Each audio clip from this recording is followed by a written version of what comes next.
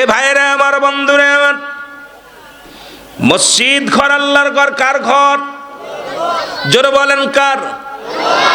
এরা দিল্লির জুমা মসজিদ। দিল্লির জুমা মসজিদ নাম শুনেছেন? এই মসজিদ যারা নাম শুনেছেন বাবা, দিল্লির জুমা মসজিদ বানাইলেন একজন বাদশাহ, তার নাম হলো বাদশাহ শাহজাহান। জোরে বলা যাবে না মারহাবা? নাম কি? বাদশাহ শাহজাহান। আল্লাহ রাব্বুল আলামিনের কাছে বাদশাহ যখন, রাজত্ব যখন তার কাছে বিশাল ক্ষমতার মালিক আল্লাহ তারে যখন করে দিলেন, এখন তো হিন্দু রাজ্য, তৎকালীন জামানাও হিন্দু রাজ্য ছিল।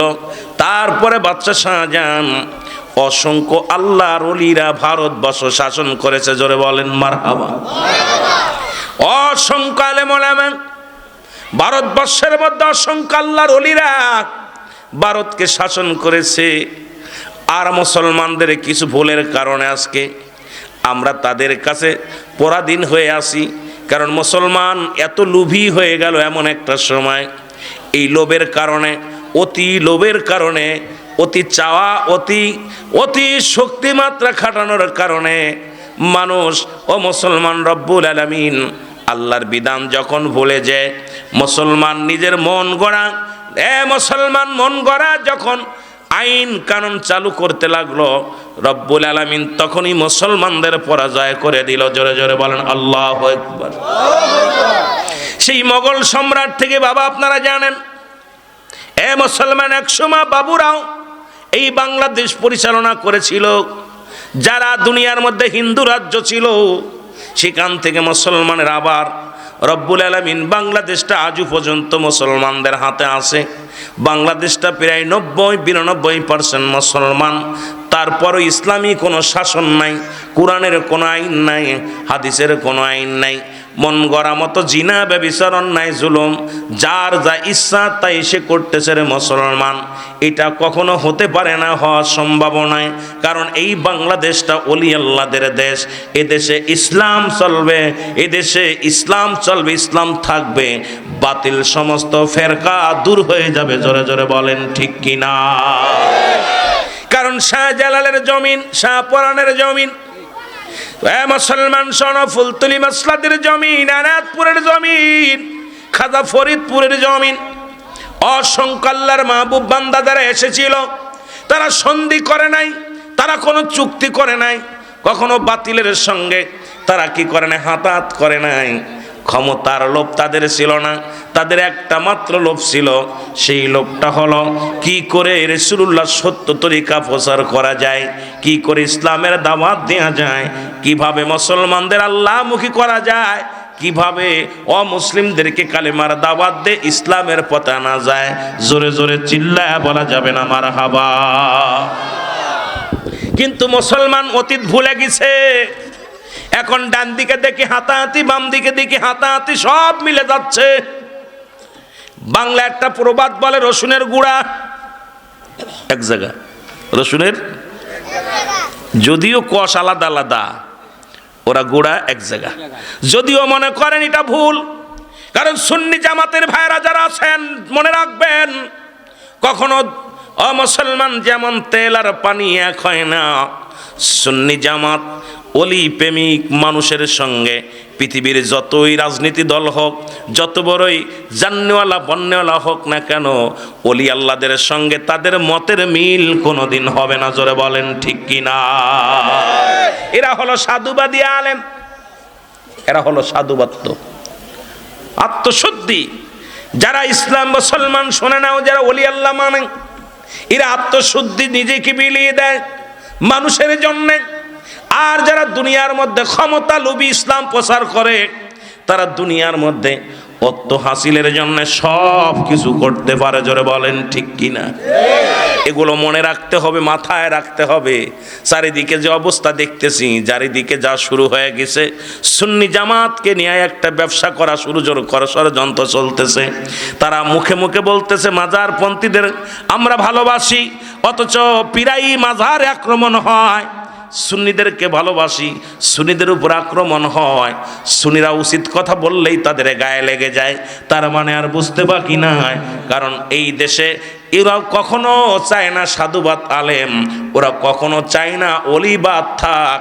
এই পৃথিবীর মধ্যে আপনাদেরকে চেষ্টা করতে হবে, যেহেতু সিলেটের জমিন হবিগঞ্জের জমিন, এই জমিনের মধ্যে সত্য ইসলামকে প্রতিষ্ঠিত করতে হলে শাহজালাল শাহপরাণ ওই 360 জন আউলিয়া যারা আগমন করেছিল, তাদের ইসলামটাকে আমাদের বুকে ধারণ করার দরকার লাগবে কি লাগবে না? এ আমার ভাইরা, আমার বন্ধুরা, কথাগুলো মনে রাখবেন। যেহেতু আমি আলোচনা এখনো শুরু করি নাই, সবে মাত্র বসেছি। বাদশাহ শাহজাহান উনিও রাজ সিংহাসনে বসলেন, রাজ দরবারে বসে পরীদেরকে বললেন, পরীরা রে, আমি দুনিয়ার মধ্যে কিচ্ছু করতে চাই না, আমি চাই পৃথিবীর মধ্যে একটা সিজদার জায়গা বানাইতে। পৃথিবীর মধ্যে আমার 1 নাম্বার কাজ হবে, আমিও আল্লাহর, এই রাজ সিংহাসনও আমার আল্লাহর। মানুষের সিংহাসন নয়, মানুষকে বসানোর জন্য আল্লাহ একটা পদমর্যাদা দান করেছে, আর সেই পদমর্যাদা হলো, মুসলমান শোনো শোনো, সেটা যদি আমি কোরআন হাদিস ইজমা কিয়াসের বাইরে করি, রব্বুল আলামিন আমার উপরে গোসা হয়ে যাবে। এই জন্য আমার প্রথম কাজ হলো, আমি আমার এই পৃথিবীর মধ্যে রাজত্ব অবস্থায় থাকাকালীন আমি একটা মসজিদ বানাইতে চাই। আর সেই মসজিদের নাম দিলেন সবাই মিলে বাদশাহ শাহজাহান, সেই মসজিদের নাম দিলেন মুসলমান দিল্লির জুমা মসজিদ। জোরে বলো মারহাবা। কি মসজিদ? এগুলো রাখেন, এতে ক্যারেক্টার নষ্ট, আপনাদের দুর্নাম হবে। যাহারে মাহফিলে গিয়েছিল পায়েল শান্তিনগর এলাকায় একটা পাখা নাই, এখনো সে আদি যুগে পড়ে আছে, তালের পাখাতে বাতাস করতে হুজুর, এতে আপনাদের ক্যারেক্টার বাড়বে না, হয়তো আপনারা ভাইরাল হবেন বেশি। ওই এলাকার মধ্যে শুনাম যেটা পাখা নাই, দরকার নাই। যেরাম আছে আপনারা দোয়া করেন, যেরাম আছে আল্লাহ কবুল করুক। জোরে বলেন আমিন বলেন। এ আমার ভাইয়েরা, আমার বন্ধুরা, আমার গভীর মনোযোগ, কথা মনে রাখবেন। বাদশাহ শাহজাহান 10 বছর ক্ষমতায়, 10টা বছর একখান মসজিদ বানাইলেন। মসজিদের নাম কি?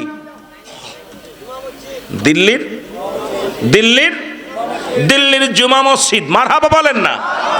মনে রাখবেন, দিল্লির জুমা মসজিদ বাদশাহ শাহজাহান বানাইলেন 10,000 কর্মী দিয়া। কত হাজার? 10,000 কর্মী দিয়া দীর্ঘ 10টা বছর সাধনা করে। ও মুসলমান, এমনকি প্রতিদিন যখন কাজে আসতো মিস্ত্রিরা, এক খতম কোরআন শরীফ ফজরের নামাজ বাদে এক খতম কোরআন শরীফ হাফেজদেরকে পড়ানো হতো, আর কাজ শুরু হতো। খতম কোরআন শরীফ না পড়ে কাজ হতো না। আবার যদিও না পারতো, 1 পারা কোরআন শরীফ পড়ে কাজ স্টার্ট দিত। আর বাদশাহ শাহজাহান ঘুইরা এই কাজগুলো দেখতো। জোরে বলেন সুবহানাল্লাহ। জুম্মা মসজিদ মুসলমান শোনে নাও, রাহমাতুল লিল আলামিন মক্কা থেকে মদিনায় যখন হিজরত করলেন, নবীজি প্রথম কাজ সাহাবীদেরকে বললেন, আমি ইসলামের দাওয়াত আসছি, আমি তোমাদের বলি আমি একটা মসজিদ বানাতে চাই। মনে রাখবেন, যেহেতু পুষ মাসের ওয়াজ, শীতের দিনের ওয়াজ গরমের করে লাভ নাই, যেহেতু যেদিকের বিষয় ওদিকে নিয়ে আলোচনা করে আমি মূলধারায় চলে যাব। আমার বাবারা, আমার রাসূলুল্লাহ যখন মক্কা থেকে মদিনায় হিজরত করলেন, রাসূলুল্লাহ সর্বপ্রথম মসজিদ বানাবে মনে মনে স্থির করলেন। সাহাবীদেরকে ডাক দিয়ে বলেন, সাহাবীরা রে, আমি একখানা মসজিদ বানাইবো। সুবহানাল্লাহ বলেন না? যেহেতু আমি ইবাদতের জায়গা, সর্বপ্রথম আল্লাহর ঘর বানাইবো। কার ঘর? কে বানাইবো? রাহমাতাল্লিল। আজকে মুসলমান, আজকে পয়েল শান্তিনগরের বাবারা মসজিদের উন্নয়ন প্রকল্পের মাহফিল। আমি একটু গবেষণা করে চিন্তা করতেছি, চিন্তার মধ্যে ঢুকে দেখলাম এলাকার মানুষগুলো বড় ভালা, অন্য কোনো কাজের জন্য নয়, আল্লাহর ঘরটার চাকচিক্কা সুন্দর হবে এই চিন্তা দ্বারা তাদের মাথার ভিতরে ঢুকছে। তাই তো রব্বুল আলামিন আপনাদের ব্রেনের ভিতরে ঢুকায়া দিছে, যুব সমাজের ভাইদেরকে, তোমরা মাহফিল করো, আল্লাহর দ্বীনের দাওয়াত দাও, আর মসজিদের উন্নয়নের জন্য ঝাঁপিয়ে পড়ো। রব্বুল আলামিনের ঘর তৈরি করা হবে। জোরে বলেন মারহাবা। রাসূলুল্লাহ প্রথম মসজিদ বানানোর জন্য উদ্যোগ নিলেন। সাহাবীরা নীরবে দাঁড়ায় আছেন। নবীজি বলছে আমি তো মসজিদ বানাইবো, কে কি দিবা? রাসূল ঠিক বলে ফেলছে, কে কি দিবা। আজকেও আপনাদের ধরবে হয়তো, যদিও ভাগ্যবান যে সে দিবে, না হলে কপাল যার পুরা সে দিব না। বলবে কে কি দিবা? ও যুবক, রাসূলের সাহাবী, রাসূল যার বাড়িতে প্রথম প্রবেশ করেছিলেন, রাসূলুল্লাহ যখন হিজরত করে মদিনায় গেলেন, একজন ব্যক্তির সাহায্য নিয়ে, সেই ব্যক্তির নাম হলো আইয়ুব আনসারী। নাম কি? কি নাম? আইয়ুব আনসারী বলে, ইয়া রাসূলুল্লাহ, ইয়া হাবিবাল্লাহ, আমি আপনাকে কথা দিলাম, যেহেতু আপনি আল্লাহর ঘর বানাইবেন, আমার বাড়িটা আপনাকে দান করে দিলাম। এই আলেম ওলামা গভীর মনোযোগ বাজান, শুনো ভালো করে কথা বলছেন। যত দেখ এই কথা কবি না, বক্তা হবি, সব বক্তা হবি, ওয়াজ শিখবি। আর আমার ওয়াজ শুই না, ওয়াজ মুখস্থ করা কঠিন, একদম সহজ ব্যাপার। আমি একদম সাবলীল বাংলা ভাষা প্রয়োগ করি, যেটা একদম বইয়ের ভাষা। এই ভাষাগুলো একটু কষ্ট করলে, 2 দিন শুনলে, আমার ওয়াজগুলো 1 থেকে 2 দিন শুনলে পোলাপান আমার মনে হয় মুখস্থ আলোচনা করতে পারবে। এ আমার ভাইয়েরা, আমার বন্ধুরা, আমার মুসলমান, আল্লাহর নবী বললেন তোমরা কি বলতে চাও? বলে হুজুর, আমি আমার বাড়িটা দান করে দিলাম মসজিদের জন্য। রাসূলকে আশ্রয় দিলেন যিনি, রাসূল যখন মক্কা থেকে মদিনায় হিজরত করে গেলেন, আমার নবীকে প্রথম আইয়ুব আনসারী এবং আবু আইয়ুব আনসারী, উনি সর্বপ্রথম ওনার বাড়িতে জায়গা দিলেন। রাসূল গো, আপনি মদিনায় আসছেন, আপনি তো কারু চেনেন না, মদিনায় আপনার কোনো আত্মীয় স্বজন নাই, মদিনায় আপনাকে দেখা শোনার জন্য কেউ তো নাই। ইয়া রাসূলুল্লাহ, ইয়া হাবিবাল্লাহ, আজ থেকে আপনার সিকিউরিটি হিসেবে আপনার সমস্ত দায়িত্ব আমি আইয়ুব আনসারী নিলাম। জোরে বলা যাবে না মারহাবা। রাসূলকে কত ভালোবাসছে, কাফেলা শুদ্ধ। আমরা তো একজন মেহমান গেলে মুখটা বেজার হয়ে যায়। রাসূল সাহাবীদের নিয়ে কাফেলা করে যখন হিজরত করলেন, রাসূলকে পেয়ে আইয়ুব আনসারী, আবু আইয়ুব আনসারী এত খুশি হয়েছে, ইয়া রাসূলুল্লাহ, আমার বাড়ির মধ্যে থাকবেন।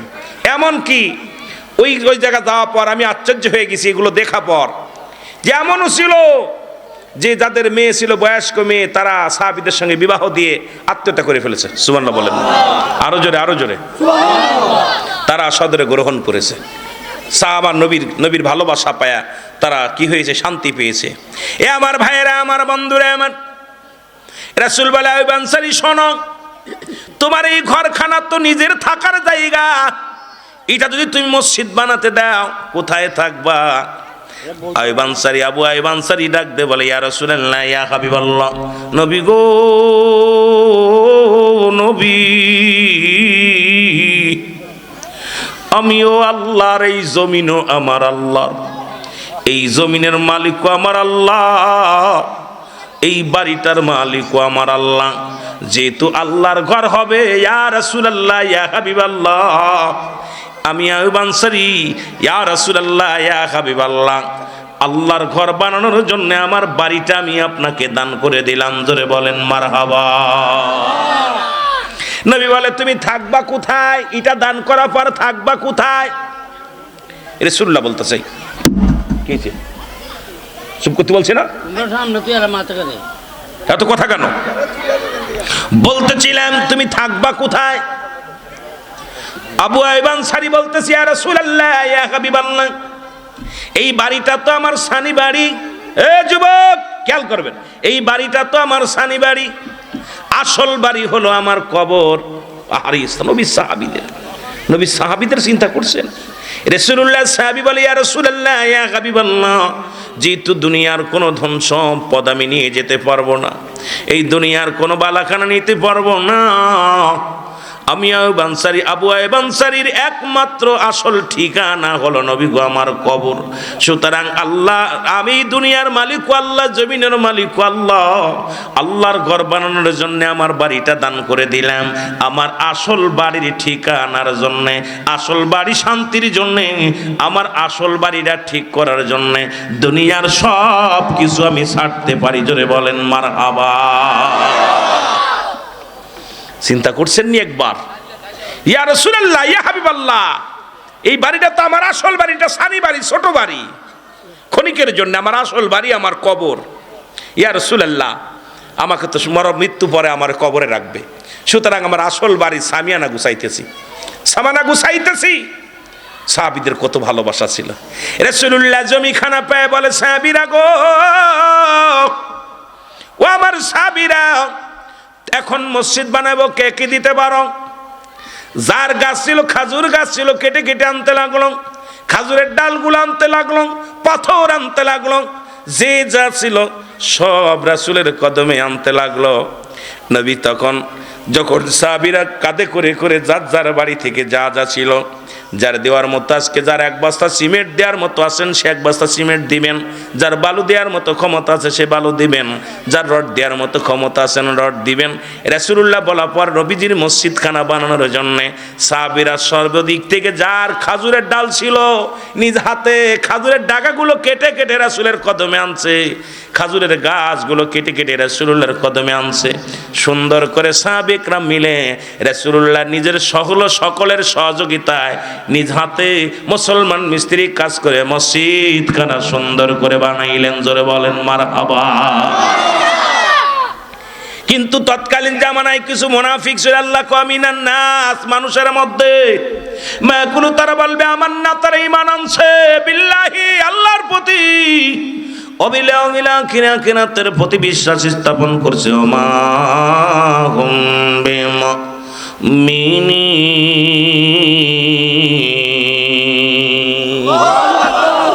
মুনাফিক তো সব জায়গায় আছে, আজকে এখানেও মুনাফিক আছে। যদিও আপনাদের ভিতরে আমি সবাইকে বলবো না, অনেকে চিন্তা করতে রুহুল আমিন সাহেব মনে হয় কালেকশন করবে বলে হুজুর তো আমাদের কাছে নেওয়ার জন্য ওয়াজ শুরু করে দিস, মনে মনে বলতেছে।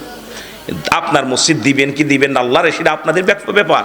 কিন্তু আমার দায়িত্ব যেহেতু সামনে পোস্টারের ভিতরে পাওয়া পর আমাকে সাবজেক্ট তো দেয়নি যে হুজুর আমাদের মসজিদের ওয়াজ করবেন, তা তো বলে নাই। কিন্তু আমার বিবেক, আমার মন বলতেছে যে এখানে এই ওয়াজটা প্রয়োজন, কারণ মানুষকে বুঝাইতে হবে যে কে কি হালাতে মসজিদ আল্লাহর ঘরগুলো করলো, রাসূলের ঘরগুলো করলো, কে ইসলামের জন্য কার কি অবদান আমাদের বুঝার দরকার, জানার দরকার। জোরে বলেন ঠিক কিনা?